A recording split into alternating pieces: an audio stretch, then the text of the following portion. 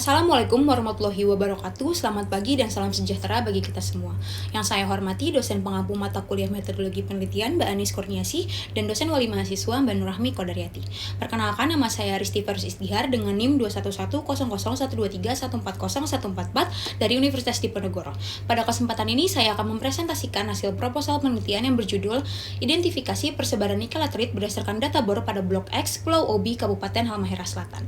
Masuk ke latar belakang. Nikel laterit merupakan salah satu sumber utama nikel dunia yang saat ini memiliki peranan yang sangat penting dalam mendukung industri stainless steel dan baterai kendaraan listrik.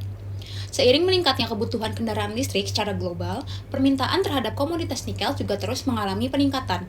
Indonesia sendiri merupakan salah satu negara dengan sumber daya nikel terbesar di dunia, yang sebagian besar berupa endapan nikel laterit hasil pelapukan batuan ultramafik pada lingkungan yang tropis.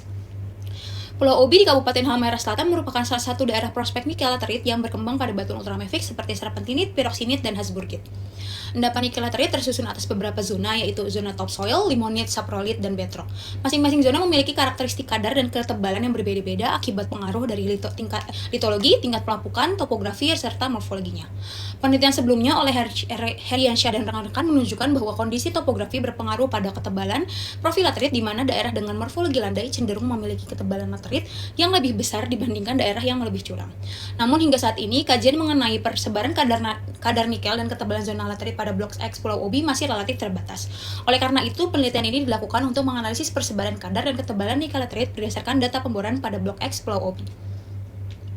Berdasarkan latar belakang tersebut, penelitian ini memiliki 3 rumusan masalah utama, yaitu yang pertama ada bagaimana persebaran lateral endapan nikel laterit berdasarkan data hasil pemboran pada Blok X, yang kedua bagaimana ketebalan endapan nikel laterit pada zona limonit dan saprolit berdasarkan hasil interpolasi dan korelasi data bor, yang ketiga bagaimana pengaruh kondisi morfologi terhadap persebaran kadar nikel dan variasi ketebalan endapan nikel laterit pada daerah penelitian. Masuk ke slide tujuan penelitian.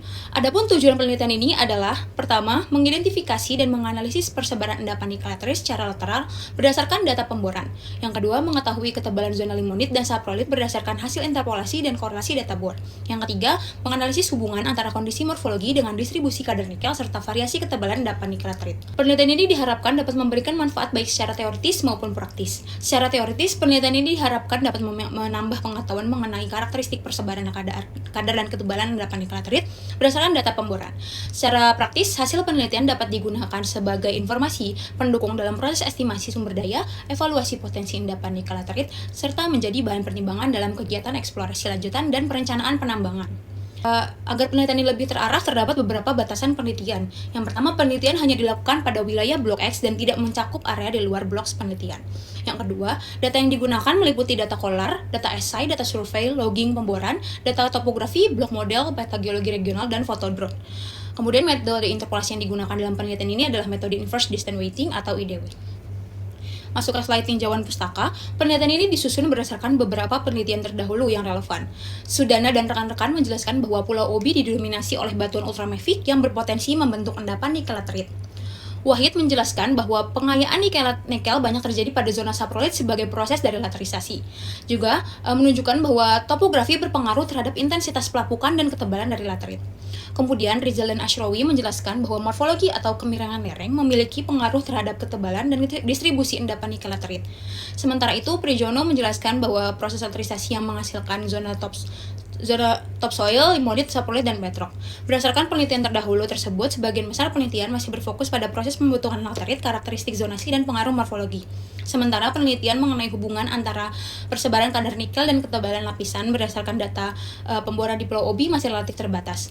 Oleh karena itu, penelitian ini memiliki kebaruan berupa integrasi data kolar, ASAI, dan logging pemboran untuk menganalisis distribusi kadar dan ketebalan nikel laterit secara lateral maupun vertikal.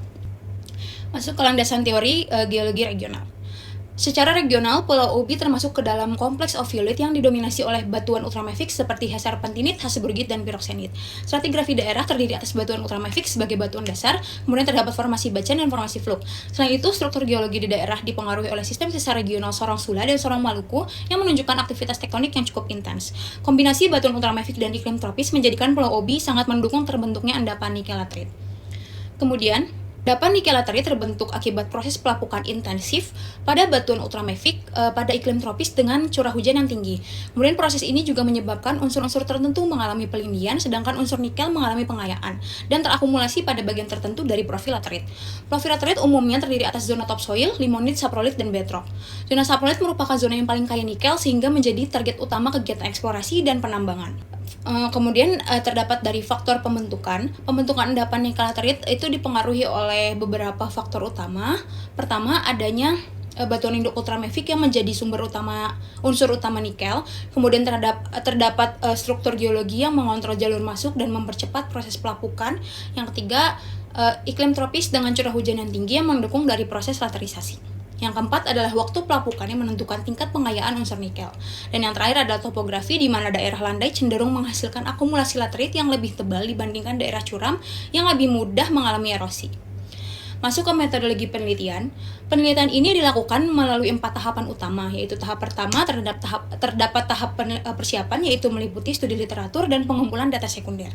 Yang kedua terdapat pengumpulan data berupa data sekunder, yaitu data pemboran, data geologi regional, data topografi.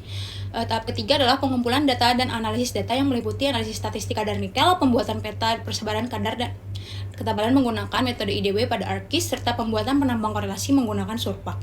Tahap terakhir adalah interpretasi data untuk mengetahui hubungan antara kadar nikel, ketebalan laterit, dan kondisi geologi daerah penelitian. Ini merupakan diagram alir yang menunjukkan urutan penelitian yang dimulai dari studi literatur, pengumpulan data, pengolahan data, analisis statistik, pembuatan peta, persebaran, dan penampang korelasi, interpretasi hasil hingga penyusunan kesimpulan. Penelitian ini direncanakan berlangsung selama 3 bulan. Pada bulan November dilakukan studi literatur dan pengumpulan data. Pada bulan Desember dilakukan pengumpulan data lanjutan serta pengolahan data. Kemudian pada bulan Januari dilakukan analisis interpretasi hasil dan penyusunan laporan penelitian. Demikian pemaparan proposal penelitian yang dapat saya sampaikan. Kurang lebihnya mohon maaf. Wassalamualaikum warahmatullahi wabarakatuh.